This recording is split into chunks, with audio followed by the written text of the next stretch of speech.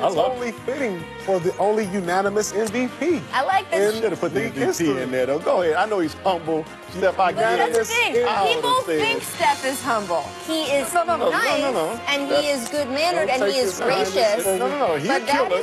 Don't get it twisted now. He'll kill on that court. That's what I mean. Don't get it twisted. I mean, you know, being gracious and humble are not the same thing. No. He's a babyface assassin. Miss Uncertainty gone. The Pelicans have informed Coach Alvin Gentry the franchise is picking up his $4 million option for next season.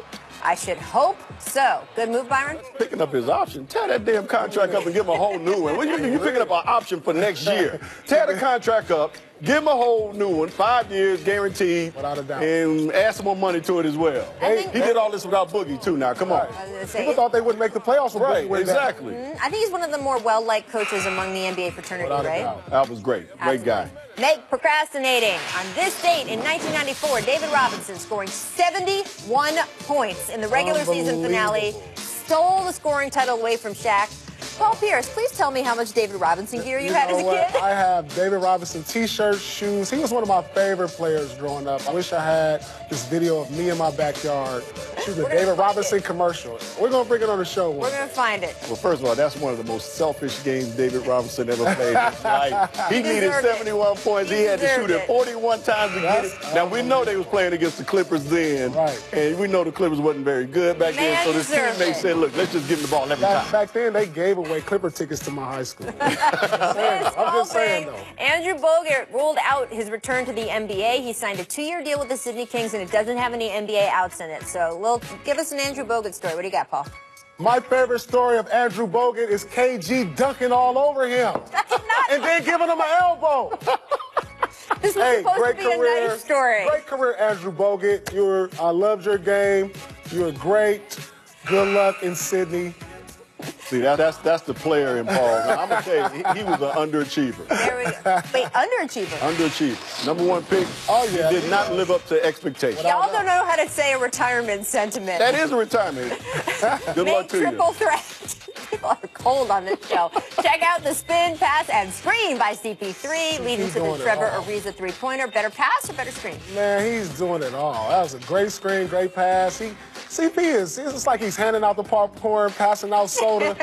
He's being security. He can do it all. But you know the best thing about this? He knew that Trevor was hot at this particular time. I'm going to get the hot man the ball. He always knows, though. Isn't Absolutely. it, Chris? That's what's great about CP. CP. On the court at all times. He's got that little computer in his head where you imagine it's the readout where he's like... of all time. Right? There you go. Getting to watch him and Rajon Rondo in this playoffs is a lot of fun. All right, 1 point game and a half in that game. And then, the Rockets dropped a 50-piece on the third quarter and snatched the soul out of the Target Center. CP3 and Harden combining to score 37 in the third.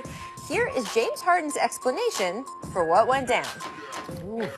We hit the switch that we've been trying to hit, from the beginning of the playoffs, on both ends of the floor. It's pretty scary what we're capable of when defensively we're locked in like that, and offensively we got to roll.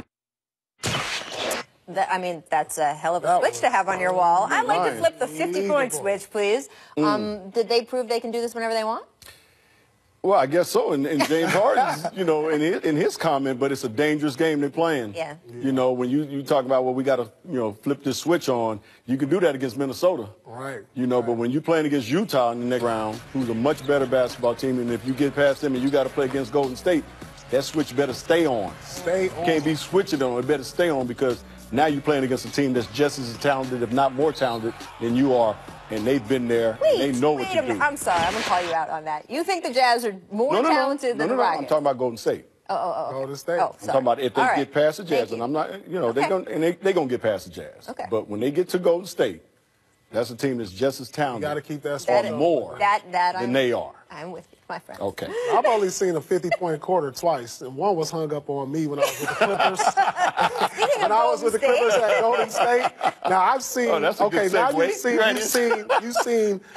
You've seen Houston hit a 50-point quarter, and I've seen Golden State do it live. So this could be some fireworks. Because you are one of the few people who can speak to this.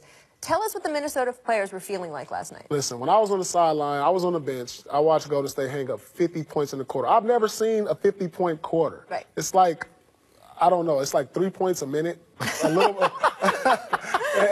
And so I'm like, I'm like sitting there. I wanted to order some popcorn. Like I'm like, this was like a special moment. Even though I'm on the other team, it was like just to see every shot go in. Every shot go in, it was like unreal. And how do the guys, I mean, when it's timeouts, demoralizing. I was going to say, what would it look like in timeouts and stuff? It's demoralizing. You're like, it's nothing you can do. It's like me backing down on my son who's 5 years old and saying, watch out, this is daddy, this is daddy. Well, I think that's what Houston did last night. They said, this is daddy, take this with y'all.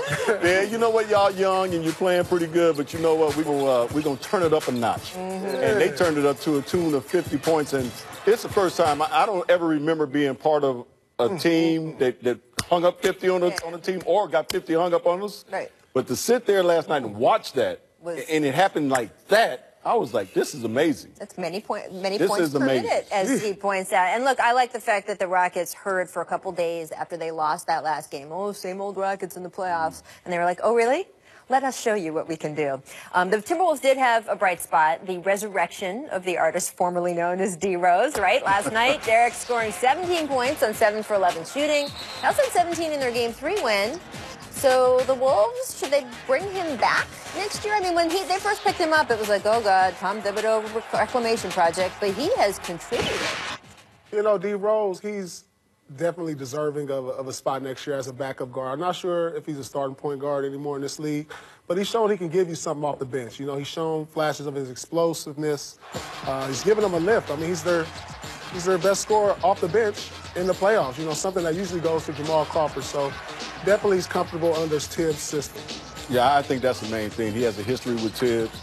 As you see, Tibbs got Jimmy Butler and he got Ty Gibson as well.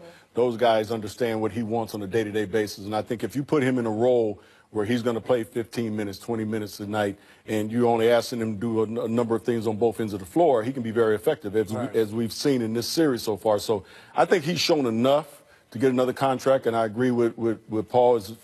You know, he's a backup now. And if he accepts that role, I think he can be very valuable to a young team like this they have in Minnesota. I can't say this enough that fit is the key to so many of these players, right? You have the super talented who could play anywhere. You've got the guys who just don't belong in the league. But in the middle, most guys, it's what kind of coach are you with? What kind of system are you under? Are you asked to bear the load of being a star and the pressure that comes along with that? And if you get injured, it's all on you? Or can you kind of sit back and be the backup? The prime example of that is Victor Oladipo.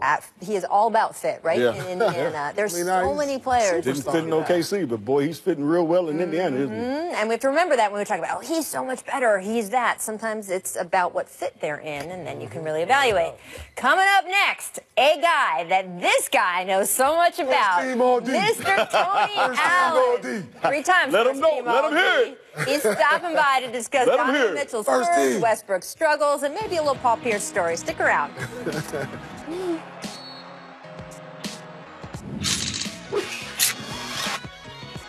Another lousy night of sleep, but